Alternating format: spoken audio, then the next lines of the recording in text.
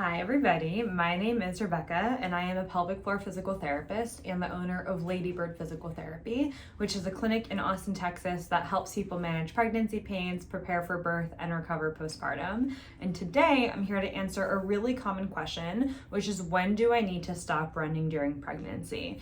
And I'm going to answer that today, but we're also going to give you some background information on exercise guidelines because I don't think that we can answer that question without some background information. So let's start with general exercise recommendations during pregnancy. During the first trimester, you are typically safe to continue doing whatever you were doing pre-pregnancy into the first trimester.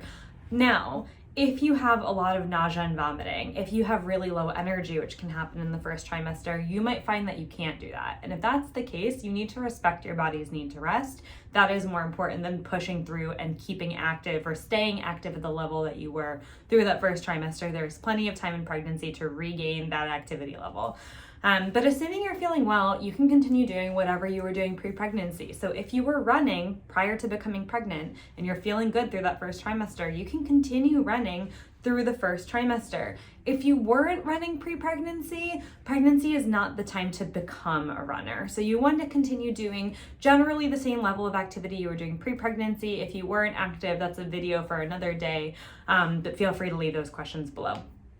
Through the second and third trimesters, typically when people begin to need to modify a little bit more because your body's changing, energy levels are changing, maybe you're having some aches and pains pop up. So you can continue running through second and third trimester and you can continue exercising through second and third trimester, but that's generally when we need to create some sort of modification. Core exercises might need to change. Balance and intensity might need to change. And speaking of intensity, the general exercise recommendations for pregnancy are moderate intensity. Moderate intensity means that you can talk while you're moving, but you can't sing. So we're not getting to the point where you're so breathless that you can't breathe. We're not PRing, we're not pushing to your max. Moderate intensity is the recommendation for exercise throughout all of pregnancy. Some warning signs that you need to stop exercising and contact your provider throughout pregnancy or during exercise through pregnancy are having bleeding from the vagina, dizziness, headaches, double vision, chest pain, shortness of breath. Those are all signs that you want to pause what you're doing and contact your medical provider. You maybe have done too much, but you also want to make sure that there's nothing else going on. And there are absolute contraindications to exercise throughout pregnancy, which can include preeclampsia, can include pre-existing lung and cardiac conditions, a cerclage, preterm labor. Those are all signs and all reasons that you may need to limit exercise and follow your provider's recommendations. So all of that out of the way, there is a lot of benefit to exercise during pregnancy. And too often we focus on all of those yellow and red flags, all of those contraindications, and not enough on the benefit of exercise for a healthy pregnant person. The benefits of exercise for a healthy pregnant person are reduced risk of gestational diabetes, reduced risk of preeclampsia, reduced risk of C-section, reduced risk of postpartum depression.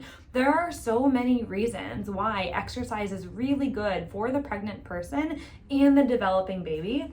We really do not have evidence that moderate intensity exercise is unsafe during pregnancy. There's just a lot of old school conventional beliefs that we need to be careful as pregnant people and that we need to limit activity and that exercise is dangerous. And those pervasive beliefs are still very present in our society and even in our medical system. But I really like to call out that the evidence is very much so in favor of exercise during pregnancy. So now that we have all of the general exercise stuff out of the way, we're going to move on to running specific. So for the first trimester, again, assuming that you are not vomiting every day, assuming that your energy is not really limited, you can typically continue running at the same level and intensity that you were running pre-pregnancy with the exception of that moderate intensity component. So again, we don't want to go into fully breathless, all-out sprints. We typically want to maintain that moderate intensity through first trimester.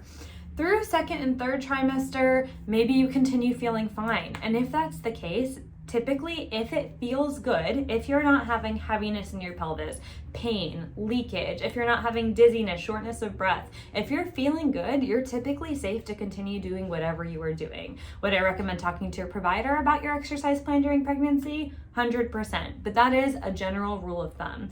Now, as your body starts to change in the second and third trimester, typically people need to have some sort of modification, whether that's shortening the stride, whether that's running uphill and walking downhill to reduce impact on the pelvis. Whether that's considering wearing a light belly band if you need a little bit of support, but keep in mind I said light, relatively loose, not a really restrictive belly band. And I would say that my top recommendation, obviously I'm biased for somebody who's running during pregnancy and starting to notice some of that discomfort and some of those like aches, pains, things are starting to feel a little bit different, is considering working with a pelvic floor physical therapist who can evaluate what's going on with your body, help create modifications that are most appropriate for you, maybe give you a warm-up that targets wherever your muscles are weak or tight so that we have optimal muscle length and strength in the glutes, your core, your pelvic floor, and all the muscles that are supporting your changing body and your growing baby. But with all of that said, there are often modifications that we can consider prior to completely stopping running if you start to experience any of the symptoms that I listed previously. Heaviness in the pelvis, leakage while running, pelvic pain, SI joint pain, pubic symphysis pain. And just take a moment to focus on some of those common symptoms that can come up while running during pregnancy. If you're experiencing heaviness, specifically heaviness vaginally that worsens with activity, that's a sign that you might want to limit activity, you might want to limit impact, and you might want to work with a PT so that you can come up with some modifications that are appropriate for you. If you're leaking while running, that is a sign that your pelvic floor is not capable of controlling the pressure changes that are happening while running. And while there might be little tweaks that you can make to your form to improve your pelvic floor's ability to control your bladder, it's important to learn what those are, so that you're not just stressing that system with every step that you take.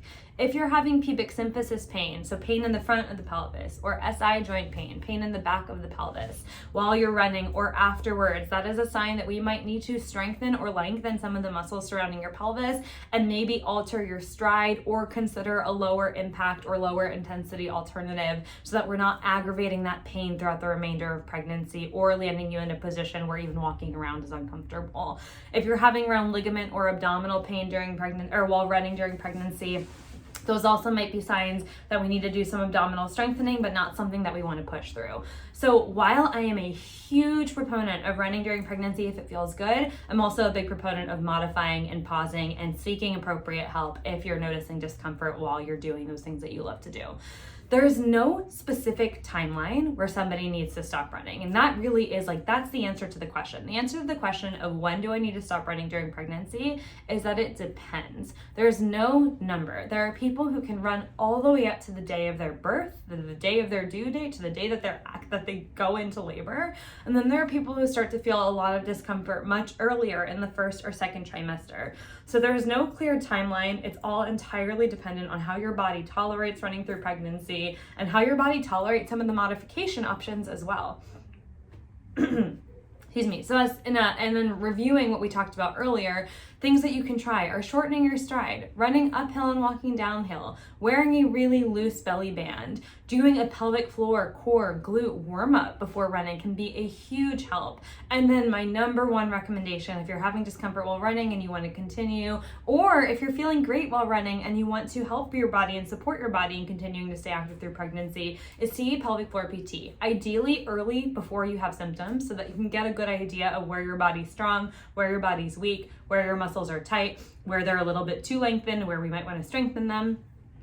Is see a pelvic floor PT, get a personalized plan, get all of your questions answered, and then you'll have somebody on your team who can help you modify based on your needs as your body changes and into your postpartum recovery.